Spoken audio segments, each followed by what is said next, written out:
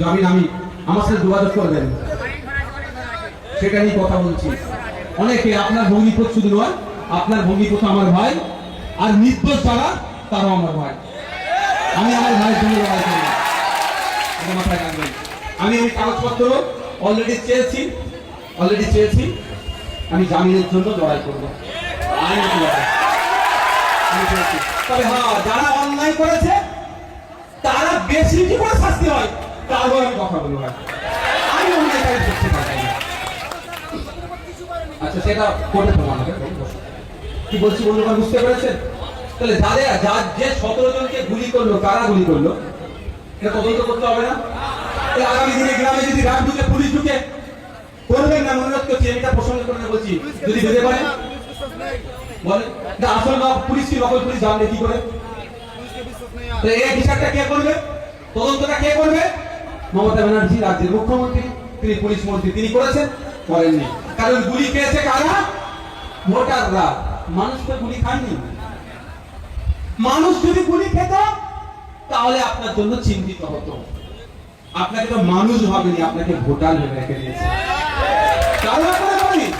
জানেন, গত কদিন আগে দুর্গাপুরে বৈধ কাগজপত্র থাকার পরেও তাদের অত্যাচার করেছে। এই কি হলো তোমাদের? এই কি হচ্ছে? কিছু দিকে তাকাচ্ছে না, হাতে গেলে বাইরে যে বসো, কোনো সমস্যা নেই, কোনো সমস্যা নেই। আমার 10টা লোক থাকলে যেভাবে বক্তব্য দিই, আর 5,000 লোক থাকলে আমি সেভাবে বক্তব্য দিই।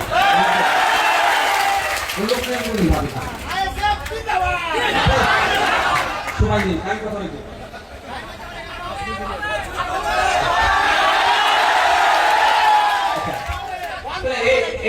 এটার বিচার কে করবে? পুলিশ মন্ত্রী। এখনো করেছে?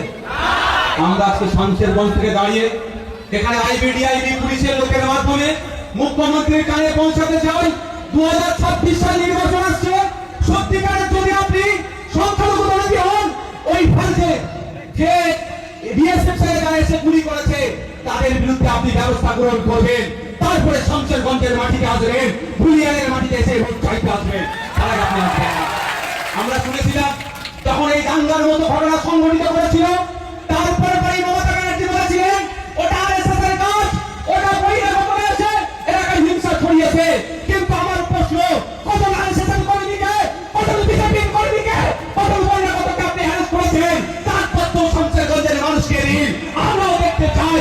সত্যিকারের এসে বলেছিল না? হ্যাঁ, আপনার ভগ্নিপতির নাম কি?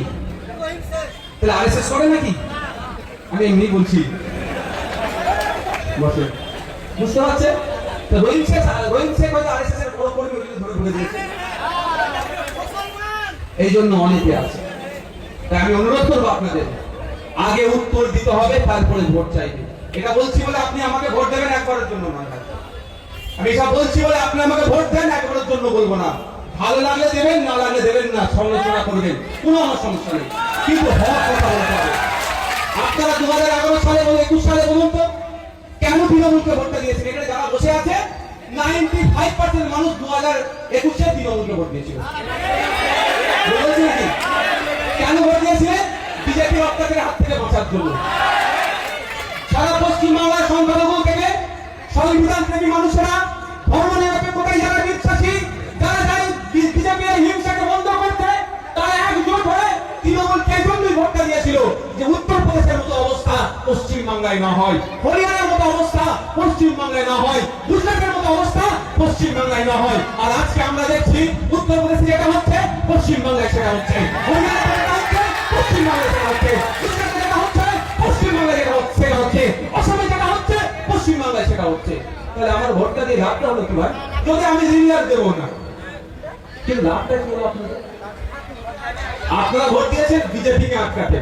সমস্যা এখানে, আপনাদের ভোটটা দেওয়া দরকার ছিল এই রোগটাকে নির্মূল করতে। রোগটাকে নির্মূল করতে হবে। বিজেপি তৃণমূলটা ব্যাপার নয়, রোগটা হচ্ছে ব্যাপার। সব পাখি মাছ খায় আর মাছ রাঙার দোষ হয়। এখন বিজেপি দেখানো হচ্ছে, বিজেপি তো অবশ্যই চরম সাম্প্রদায়িক রাজনীতি করছে, হিন্দু মুসলমানের মধ্যে বিভেদ লাগানোর চেষ্টা করছে। আর আমরা হিন্দু মুসলমান নির্বিশেষে বিজেপির বিরুদ্ধে আমরা একসাথে লড়াই করবে বিজেপির বিরুদ্ধে। কিন্তু আর যারা সাম্প্রদায়িক রাজনীতি করছে তলে তলে সেগুলো দেখবেন না। উত্তরপ্রদেশে সাম্বাল মসজিদের সার্ভেকে কেন্দ্র করে উত্তরপ্রদেশ পুলিশ 4 থেকে 5টি মুসলিম যুবককে খুন করেছিল। আপনার এখানে পাড়ার ইমাম সাহেব সেটা নিয়ে শুক্রবারে কত সুন্দর বয়ান দিয়েছিল বলুন তো, উত্তরপ্রদেশ বিজেপির বিরুদ্ধে দেওয়া দরকার।